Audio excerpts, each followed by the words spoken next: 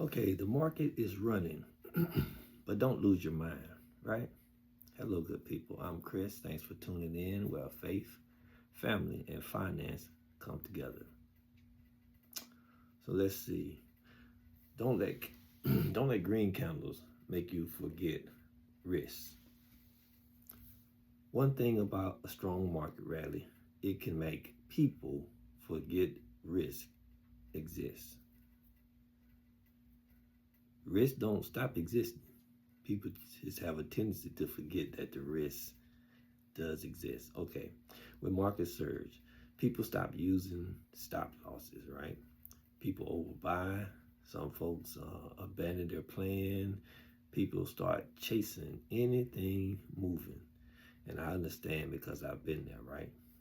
But I had to learn from it. I had to grow from it, right? So you can say a rising market can hide bad habits temporarily, right? That's wisdom. Beware of FOMO, fear of missing out, has emptied more brokerage accounts than bad stocks. Don't take my word, go do your own research, right? Don't chase after 40% moves, right? Don't buy simply because social media is excited. Don't compare your portfolio to someone else's highlight reel, right? We are our own CEO of our own portfolio. Doesn't matter what somebody else look like. What's their entry point? How consistent were they at building their position? And then what's your entry point? How consistent were you at building your position? Anyway, just because something is running doesn't mean it's your entry. Take it for what it is, right? Maybe I don't know what I'm talking about, right? Do your own research. Let your runners run. This is, personally, I think this is big. I was watching Stocks with Josh earlier this day on my way home from work, and he was saying how holding on to things for a generation. He was saying how he's got into some great stock, great crypto at a ridiculously low price. Watch his money double and triple, and he's overjoyed at that, and he sells, right? Granted, Stocks with Josh pockets way different from my pockets and your pockets. So a bag to him is way more than what a bag to you and I is, right?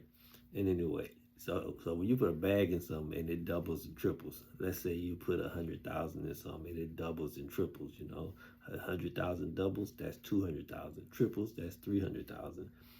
And then he sells out and moves elsewhere, right? And then he went on to say how he's gotten in great stocks so low and it sell, get into a position under $10, it get up in the 30s and you sell it, right? And only to watch months later, it ends up going to the 40s, the 50s, upwards of 100. Got to make your own decisions, good people. Got to make your own decisions, and you got to do your own research. Anyway, let me. I was talking about letting your runners run. Let me keep going. So, sometimes the hardest thing in investing is not selling too early. I've been there myself. But I never regret it as long as I've seen my money double or triple, maybe quadruple, what have you. I'm okay. I'm okay because I understand there's a risk. It may not go that 5 times over, that 6 times over, that 7 times over. So you got to make a decision. Are you going to, anyway, let's keep it moving. That's why you have stop loss, right? So great companies trend for years. Let me say that again. Great companies trend for years. Not every company trend for years. Do your own research. Understand whether or not you are in a great company or you're just in a company, right? Don't panic sell. Sell quality stock too fast. Don't panic sell. Don't sell quality stock too fast. Been there myself, right? Scale out slowly if needed. That wasn't too smart. Just knocked my microphone off. And I don't see it, so let me grab the other one. Let me get back on point. I'm not going to not going to edit out. So scale out slowly if needed, right? Scale out slowly if needed. Selling in waves protects profits while allowing upside. And you always definitely want to have some upside, right? If you don't, I know I like having upside, right? I like progress. Keep it moving, Christopher. So everybody wants a runner until they start running. And then when they start running, we get scared, right?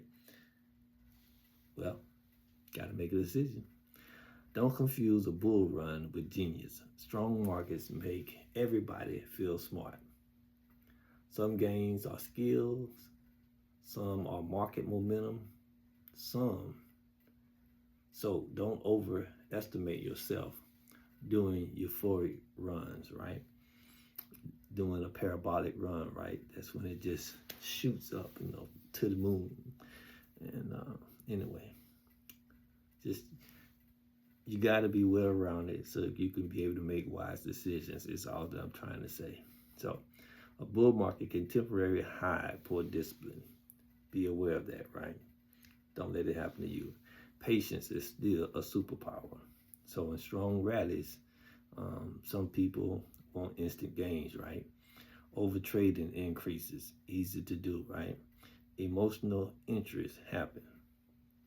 That's something you got to something you have to be mindful of, right?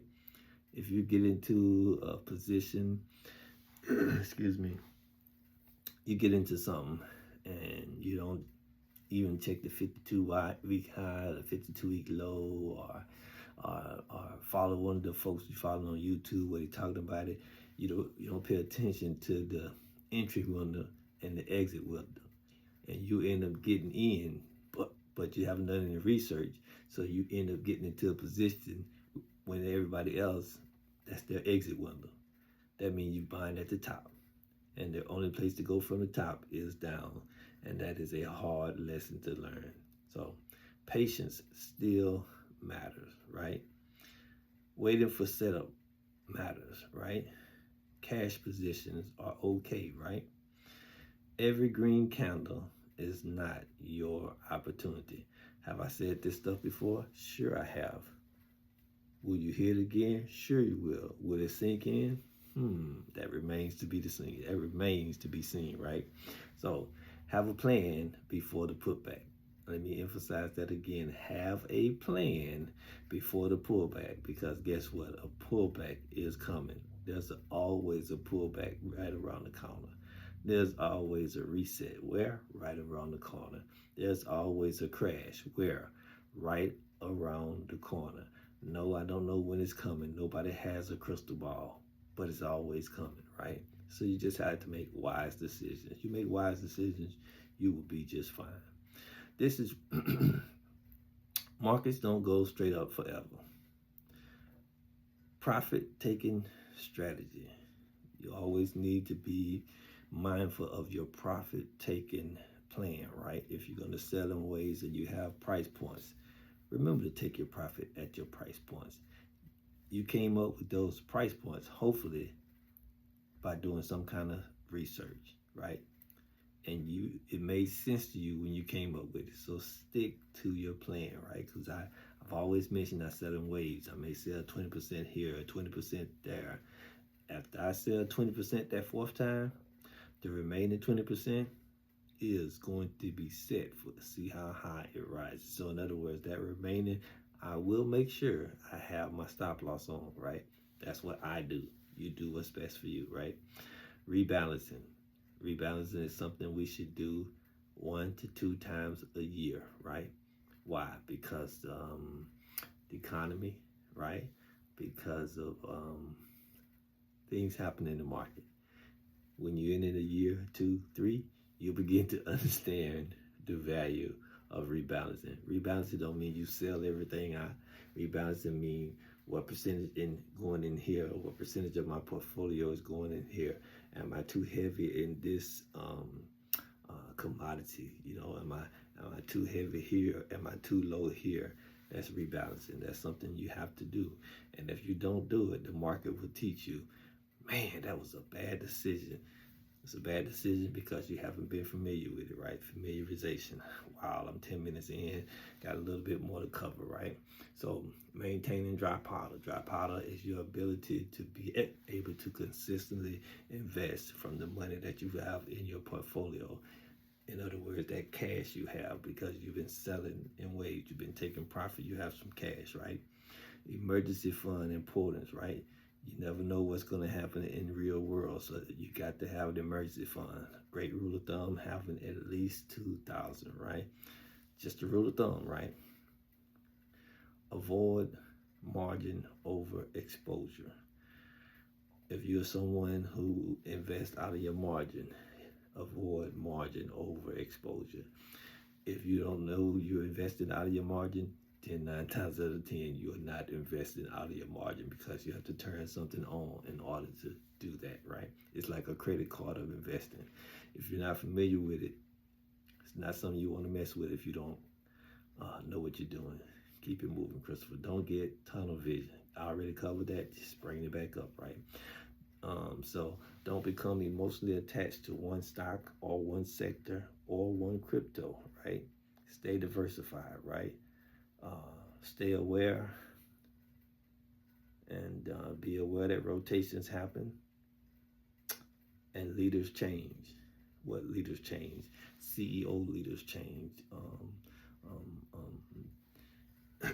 Leaders change by what, like Elon Musk is what the wealthiest man in the world, but he wasn't always there. He was number 4, number 5, fluctuated between 4, 5, and 6. And then all of a sudden he leapfrogged number 1, and it don't look like he's gonna ever give up that number 1 position. But anyway, leaders change. So protect your peace, right? Your peace matters more than trying to catch every dollar. Overwatching charts create anxiety. Sleep matters. We all know we need sleep. If you don't get it, your body will shut down on you, and it might shut down on you at an opportune time where you needed to be working in the markets, but you didn't operate wisely and getting proper rest, and now you burnt out and your body shut down, losing out on money. It happens. You learn from it, you live from it, you grow, right? Long-term investing should bring structure, not chaos, right? So I'm gonna cut it off here. I know I dropped quite a bit on tonight, but I'm done 12 minutes in. So hopefully I kept your attention. Hopefully I said something to help you stay sharp and stay on your game. So with that being said, you guys take care and be blessed continually, my friend.